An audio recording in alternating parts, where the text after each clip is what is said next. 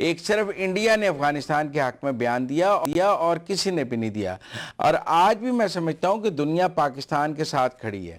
جہاں تک آپ کا رجیم چینج کا بات ہے، میں سمجھتا ہوں کہ Pakistan is fed up of regime in Afghanistan.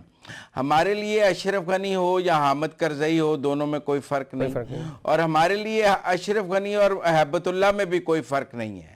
ہمارے لیے داؤد اور اشرف غنی میں بھی کوئی فرق نہیں ہے، اور داؤد اور ہیبت اللہ میں بھی کوئی فرق نہیں ہے. تو لہذا میرے خیال میں regime change is not an option for Pakistan. نہ ہماری میز پر رجیم چینج کا آپشن ہونا چاہیے، نہ ہمیں اس پر بات کرنی چاہیے. یہ افغانیوں کا اپنا معاملہ ہے، وہ رجیم چینج کرتے ہیں، وہ رجیم کو رکھتے ہیں، وہ کرتے ہیں. ہمیں اس کی فیسیلیٹیشن اب ختم کر دینی چاہیے. اس کے ہمیں ماضی میں کوئی اچھے نتائج حاصل نہیں ہوئے. تو اس لیے میں سمجھتا ہوں کہ پاکستان کو اپنے ٹارگٹس پہ نظر رکھنی چاہیے. ہم وہاں پہ ٹیررسٹ ہائیڈ آؤٹس ختم کرنا چاہتے ہیں، ہمیں اس پہ نظر رکھنی چاہیے. جو بھی وہاں برسر اقتدار ہو، ہم اس کو یہ باور کرانا چاہتے ہیں کہ اگر وہ پاکستان میں دہشت گردی کی سرپرستی کرے گا تو ہم پھر افغانستان سے جنگ کے لیے تیار ہیں، ارریسپیکٹیو کہ کون ہے حکمران، ہیبت اللہ ہے یا کوئی اور ہے. اگر پاکستان کے میں دہشت گردی کی سرپرستی کریں گے تو پھر پاکستان سے جنگ ہوگی. لیکن اگر وہاں پہ ایک عوامی نمائندہ حکومت ہوگی، اگر افغانستان میں جو عوامی ووٹوں سے آئی ہوگی، جو وہاں کی عوام کو بھی جواب دہ ہوگی، جس کے سٹیکس ہوں گے، تو ڈیفینیٹلی اس کی موجودگی میں تو یہ جو ٹیررسٹ کی آؤٹ فٹس وہاں پہ پوری ہائیڈ آؤٹس ہیں، یہ وہاں سے آپریٹ نہیں کر پائیں گی.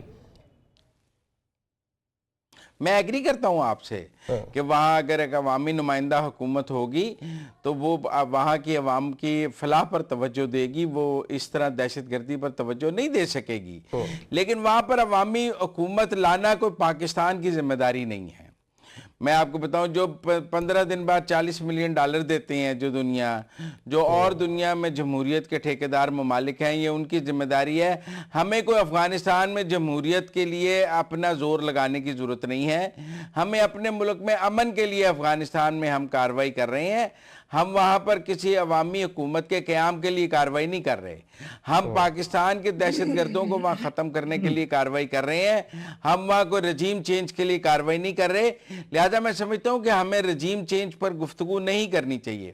ہمیں اپنے ٹارگٹس پہ بات کرنی چاہیے کہ پاکستان کے ٹارگٹس کیا ہیں، پاکستان کیا حاصل کرنا چاہتا ہے، وہاں کون کون سے دہشت گرد بیٹھے ہیں، وہاں PLA کے کتنے ہائیڈ آؤٹس ہیں، وہاں TTP کے کتنے ہائیڈ آؤٹس ہیں، اور وہ لوگ شہری علاقوں میں بیٹھے ہیں اور وہ اس وقت سول آبادی کے کور میں بیٹھے ہیں.